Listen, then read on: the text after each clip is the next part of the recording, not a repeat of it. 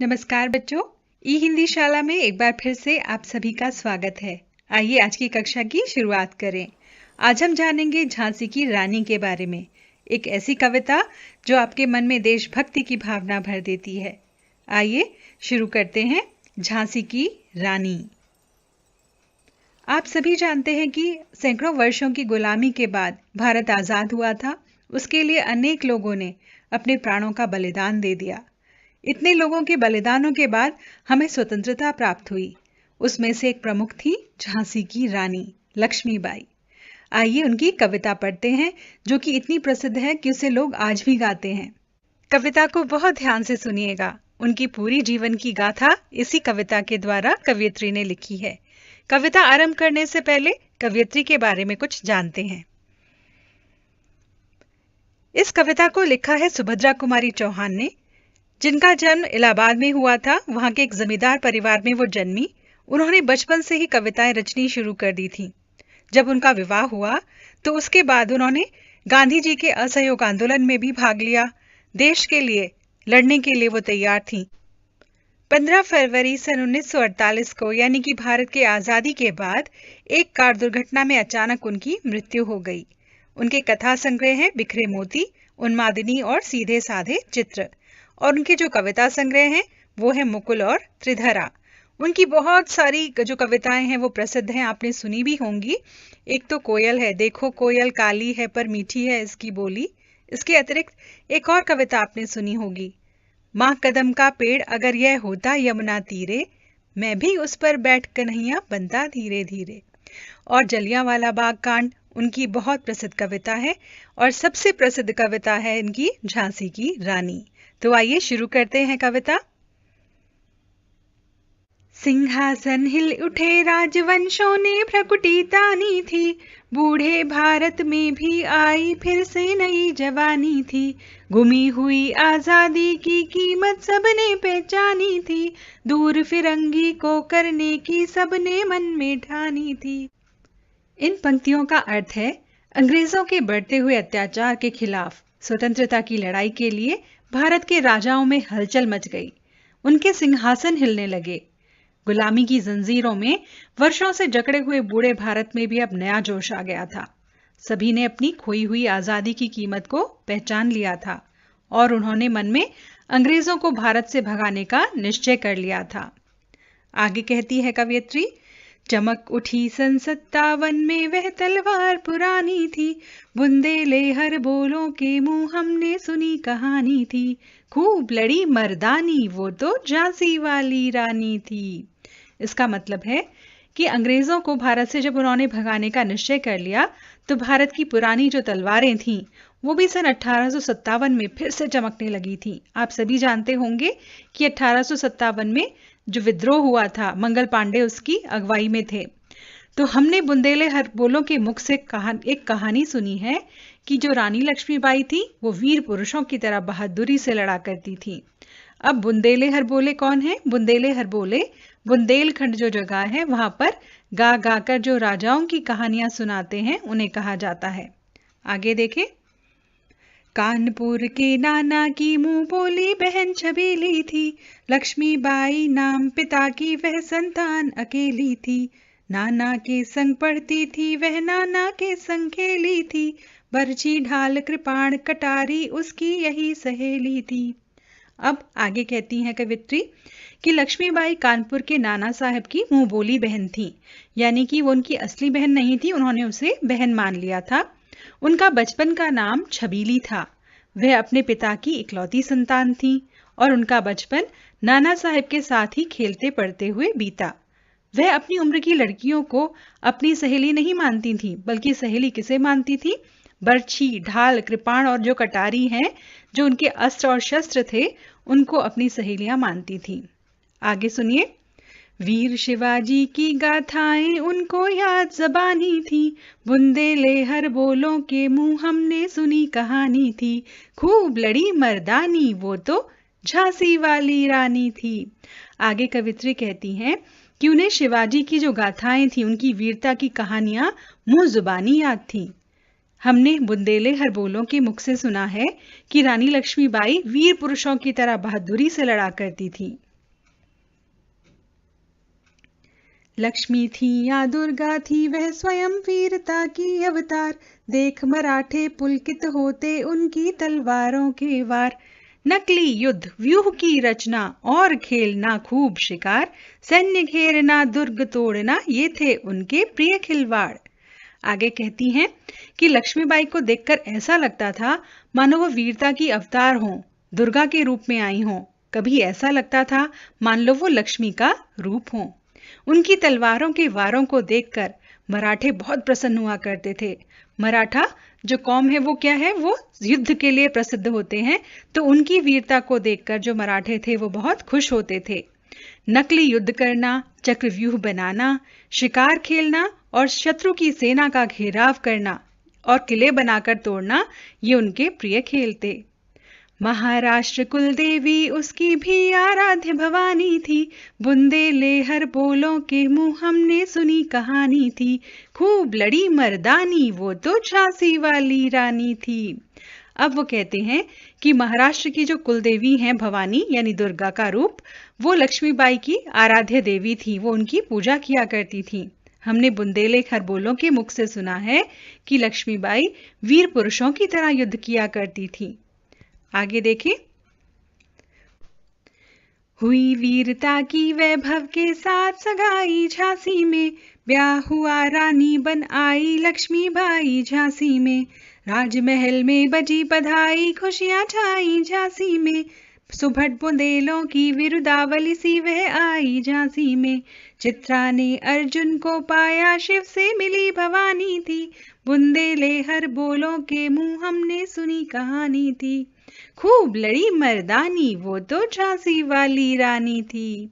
इन पंक्तियों का अर्थ है कि जब लक्ष्मीबाई का विवाह राजा गंगाधर राव के साथ हुआ जो कि झांसी के राजा थे, तब वह भी रानी बनकर झांसी में आ गईं। राजमहल में चारों ओर खुशियां छा गईं। सभी उन्हें बधाइयां देने लगे।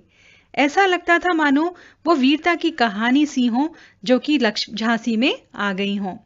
हमने बुंदेलखंड के लोगों से सुना है कि वह वीर पुरुषों की तरह बहादुरी से लड़ती थीं। उनके विवाह को देखकर ऐसा लगता था मान लो जिस प्रकार से अर्जुन का विवाह चित्रा से हुआ और शिवजी का पार्वती से, उसी प्रकार से गंगाधर राव के साथ झांसी की रानी बनकर लक्ष्मीबाई का विवाह हुआ। आइए आगे देखें। उदित हुआ सौभाग्य मुदित महलों में उजियाली छाई, किंतु काल गति चुपके चुपके काली खटा घेर लाई, तीर चलाने वाले कर में उसे चूड़ियां कब भाई, रानी विधवा हुई हाय विधि को भी दया नहीं आई, निस्संतान मरे राजा जी रानी शोक समानी थी, बुंदेलहर बोलों के मुंह हमने सुनी कहानी थी, खूब लड़ी मर्दानी वो तो झांसी वाली रानी थी। इन पंक्तियों का आशय है कि रानी के विवाह के बाद मानो झांसी का सौभाग्य जाग गया, महल में प्रसन्नता की रोशनी छा गई, किंतु ये सब बहुत समय तक नहीं चल सका। दुर्भाग्य के काले बादल चारों ओर घिरने लगे। विधि को यानी कि काल को रानी के तलवार चलाने वाले हाथों में चूड़ियां पसंद नहीं आईं। बीमारी के कारण राजा गंगाधर राव की मृत्यु हो गई और रानी विधवा हो गई। भाग्य को मानो रानी पर जरा भी दया नहीं आई। राजा निसंतान ही मर गए थे, यानी उनकी कोई संतान नहीं थी, पुत्र या पुत्री नहीं थे और रानी शोक में डूब गई, वो दुख में डूब गई। हमने बुंदेलखंड के लोगों से सुना है कि रानी वीर पुरुषों की तरह युद्ध किया करती थी। बुझा दीप झांसी का तब डलहौजी मन में हर्ष आया, राज्य हड़प करने का उसने यह अच्छा अवसर पाया, फौरन फौजें भेज दुर्ग पर अपना झंडा फहराया, लावारिस का वारिस बनकर ब्रिटिश राज्य झांसी आया, अश्रुपूर्ण रानी ने देखा झांसी हुई बिरानी थी, बुंदेलहर बोलों के मुंह हमने सुनी कहानी थी, खूब लड़ी मर्दानी वो तो झांसी वाली रानी थी। इसका मतलब ये है कि जब लॉर्ड डलहौजी को यह पता चला कि झांसी के राजा निस्संतान ही मर गए हैं, यानी उनकी मृत्यु के बाद कोई भी राज्य को संभालने वाला नहीं है, तब वह मन ही मन बड़ा खुश हुआ, क्योंकि उसे लगा झांसी पर कब्जा करने का इससे अच्छा अवसर कोई नहीं मिलेगा। उसने तुरंत अपनी फौजों को झांसी के किले पर भेज दिया और ब्रिटिश राज्य का झंडा फहरा दिया। इस प्रकार से ब्रिटिश राज्य लावारिस झांसी राज्य का वारिस बन गया, यानी कि वो वहां का राजा बन गया।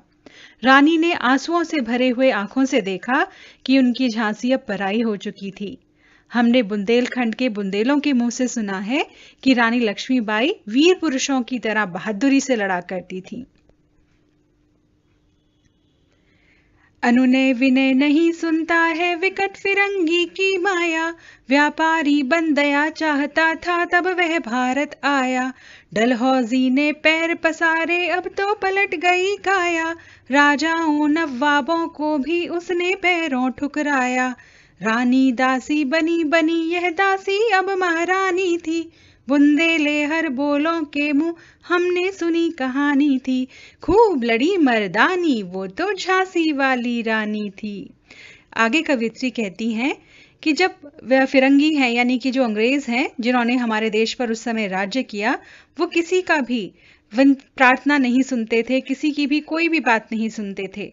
जब वो भारत में आए तो वो व्यापार करने के लिए आए थे, लेकिन धीरे धीरे उन्होंने पूरे भारत पर कब्जा कर लिया। डलहौजी जो लॉर्ड था उस समय का, उसने धीरे धीरे अपने चारों ओर पैर पसारने शुरू कर दिए। राजाओं और नवाबों को उसने अपना गुलाम बना लिया। जो दासियां थीं, यानी कि जो अंग्रेजों की कंपनी थी, वो तो रानी बन गई, और जो यहाँ की रानियां थीं अब वो उनकी दासियों की तरह दिखने लगी थीं। हमने बुंदेलखंड के लोगों के मुख से सुना है कि जो झांसी की रानी थी लक्ष्मीबाई, वो वीर पुरुषों की तरह युद्ध किया करती थी। छिनी राजधानी दिल्ली की लखनऊ छिना बातों बात, कैद पेशवा था बिठूर में हुआ नागपुर का भी घात। उदयपुर तंजौर सतारा कर्नाटक की कौन बिसात, जबकि सिंध पंजाब ब्रह्म पर अभी हुआ था वज्र निपात। बंगाले मद्रास आदि की भी तो यही कहानी थी, बुंदेले हर बोलों के मुंह हमने सुनी कहानी थी। खूब लड़ी मर्दानी वो तो झांसी वाली रानी थी। इसका मतलब है कि धीरे धीरे दिल्ली, लखनऊ और सब जो थे राज्य थे, वो उनके ऊपर अंग्रेजों का कब्जा हो गया। पेशवा जो थे वो बिठूर में कैद कर लिए गए।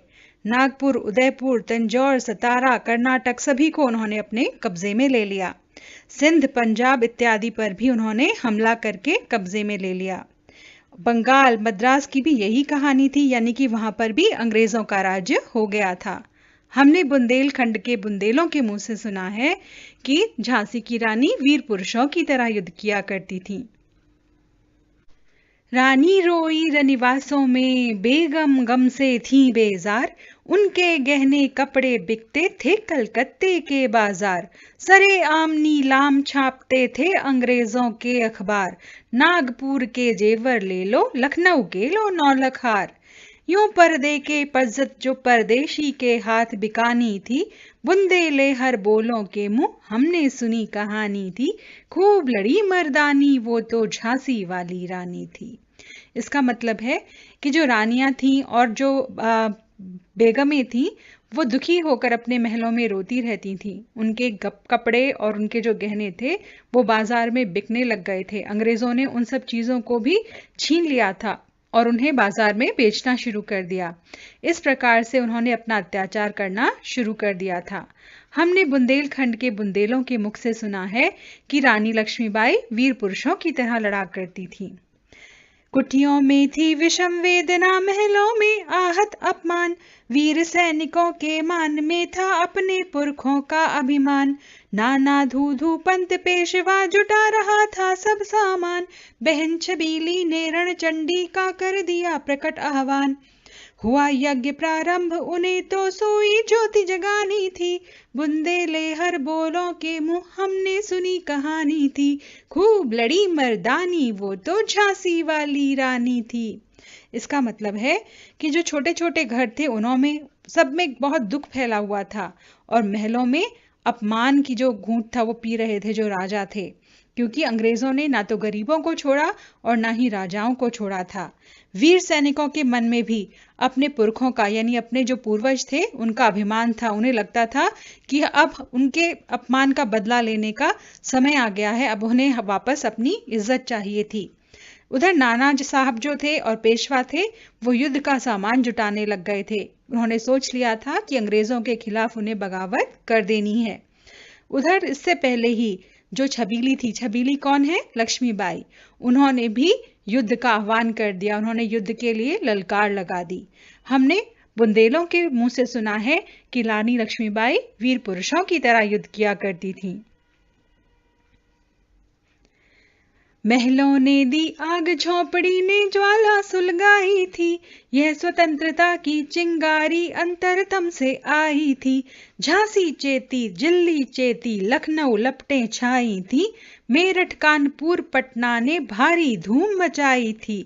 जबलपुर कोल्हापुर में भी कुछ हलचल उकसानी थी, बुंदेले हर बोलों के मुंह हमने सुनी कहानी थी। खूब लड़ी मर्दानी वो तो झांसी वाली रानी थी। तो वो कहते हैं कि इस प्रकार से उन्होंने विद्रोह कर दिया, युद्ध का आह्वान कर दिया। महल झोंपड़ी सब जगह पर स्वतंत्रता के लिए लड़ाई की आग लग चुकी थी और दिल्ली, लखनऊ, कानपुर, मेरठ, पटना सब जगह पर अंग्रेजों के खिलाफ युद्ध छेड़ दिया गया था, बगावत हो गई थी। चारों तरफ से हलचल होनी शुरू हो गई थी। हमने सुना है कि रानी लक्ष्मीबाई वीर पुरुषों की तरह युद्ध किया करती थी। इस स्वतंत्रता महायज्ञ में कई वीरवर आए काम, नाना धूधू पंत तातिया चतुर अजीमुल्ला सरनाम। अहमद शाह मौलवी ठाकुर कुंवर सिंह सैनिक अभिराम, भारत के इतिहास गगन में अमर रहेंगे इनके नाम। लेकिन आज जुर्म कहलाती इनकी जो कुर्बानी थी, बुंदेले हर बोलों के मुंह हमने सुनी कहानी थी। खूब लड़ी मर्दानी वो तो झांसी वाली रानी थी। आगे कवयित्री कहती हैं कि स्वतंत्रता के युद्ध में जो चल रहा था इस समय, उसमें बहुत सारे जो वीर थे उन्होंने अपने प्राणों की आहुति दे दी, जिसमें इन सभी बड़े बड़े जो राजा हैं या फिर उस समय के जो छोटी छोटी रियासत के राजा हुआ करते थे, उन सभी ने अपने अपने प्राण कुर्बान कर दिए। भारत के इतिहास में इन सभी के नाम अमर रहेंगे, लेकिन इस समय अंग्रेजों के लिए वो जुर्म कहलाती थी जो उन्होंने अपनी आज़ादी की लड़ाई लड़ी थी। हमने सुना है कि जो रानी थी लक्ष्मीबाई, वो वीर सैनिकों की तरह, वीर पुरुषों की तरह युद्ध किया करती थी। इनकी गाथा छोड़ चले हम झांसी के मैदानों में, जहां खड़ी है लक्ष्मीबाई मर्द बनी मर्दानों में। लेफ्टिनेंट वॉकर आ पहुंचा आगे बढ़ा जवानों में, रानी ने तलवार खींच ली हुआ द्वंद आसमानों में। जख्मी होकर वॉकर भागा उसे अजब हैरानी थी, बुंदेले हर बोलों के मुंह हमने सुनी कहानी थी। खूब लड़ी मर्दानी वो तो झांसी वाली रानी थी। इसका मतलब है कि हम झांसी के युद्ध के मैदान में चलते हैं, जहां रानी लक्ष्मीबाई वीर पुरुषों के बीच में एक पुरुष की तरह से युद्ध करने के लिए खड़ी हुई हैं। उसी समय लेफ्टिनेंट वॉकर युद्ध करने के लिए वहां आगे आ पहुंचा। सैनिकों के बीच में से वो आगे बढ़ने लगा। रानी ने भी अपनी तलवार खींच ली और उन दोनों के बीच में महायुद्ध छिड़ गया। रानी की वीरता को देखकर वॉकर को बहुत हैरानी हुई। उसने तो सोचा था कि वो एक स्त्री से युद्ध कर रहा है, उसे आसानी से हरा देगा, लेकिन ऐसा नहीं हुआ। रानी के सामने वो टिक नहीं पाया और घायल होकर वहां से भाग खड़ा हुआ। हमने बुंदेले हरबोलों के मुख से सुना है, एक रानी ऐसी थी जो वीर पुरुषों की तरह युद्ध किया करती थी। रानी बढ़ी कालपी आई कर 100 मील निरंतर पार, घोड़ा थक कर घिरा भूमि पर गया स्वर्ग तत्काल सिधार। यमुना तट पर अंग्रेजों ने फिर खाई रानी से हार, विजयी रानी आगे चल दी किया ग्वालियर पर अधिकार। अंग्रेजों के मित्र सिंधिया ने छोड़ी राजधानी थी, बुंदेले हर बोलों के मुंह हमने सुनी कहानी थी। खूब लड़ी मर्दानी वो तो झांसी वाली रानी थी। आगे कवित्री कहती हैं कि रानी अब आगे बढ़ने लगी और लगातार 100 मील घोड़े को दौड़ाती हुई वो कालपी जाकर पहुंच गई। घोड़ा थककर धरती पर गिर गया, क्योंकि वो इतनी लंबी यात्रा से थक चुका था। थककर जब वो धरती पर गिरा तो उसकी मृत्यु हो गई। यमुना के तट पर फिर से रानी के साथ अंग्रेजों का युद्ध हुआ। रानी ने उन्हें हरा दिया। युद्ध में विजयी होकर रानी फिर से आगे चल पड़ी और उन्होंने ग्वालियर पर अधिकार कर लिया। जब रानी ग्वालियर जा पहुंची तो जो अंग्रेजों का मित्र था राजा वहां का ग्वालियर का, उसने डर के मारे वहां की राजधानी छोड़ दी और वो भाग खड़ा हुआ।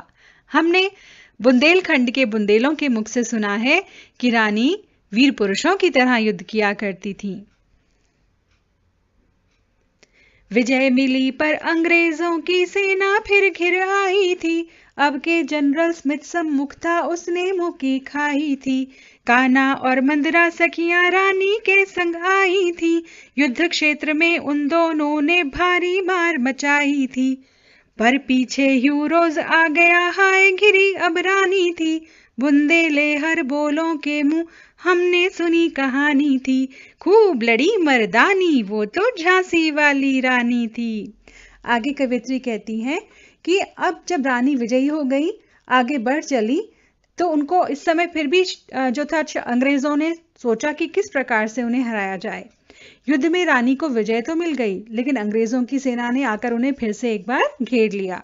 इस बार उनका सामना जनरल स्मिथ से था। रानी ने उसे भी हरा दिया। रानी के साथ उनकी दो प्यारी सखियां भी आई थीं, कान्हा और मंदरा।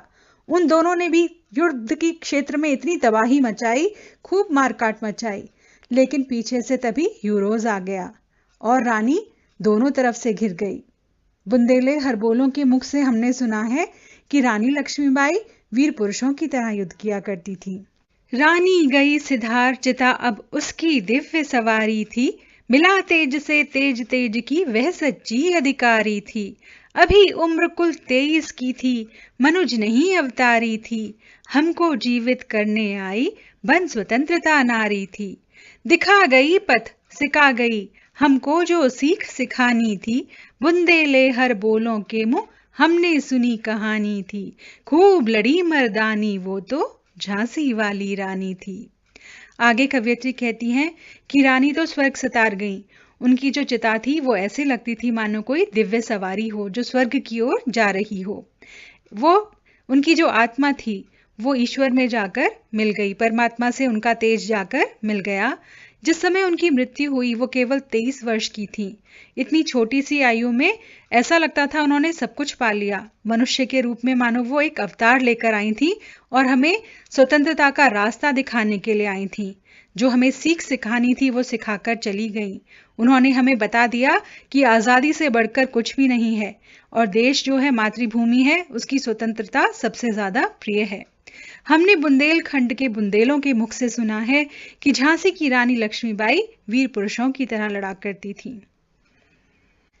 जाओ रानी याद रखेंगे हम कृतज्ञ भारतवासी, तेरा यह बलिदान जगावेगा स्वतंत्रता अविनाशी। होवे चुप इतिहास लगे सच्चाई को चाहे फांसी, तो हो मदमाती विजय मिटा दे गोलों से चाहे झांसी। तेरा स्मारक तू ही होगी, तू तो अमिट निशानी थी।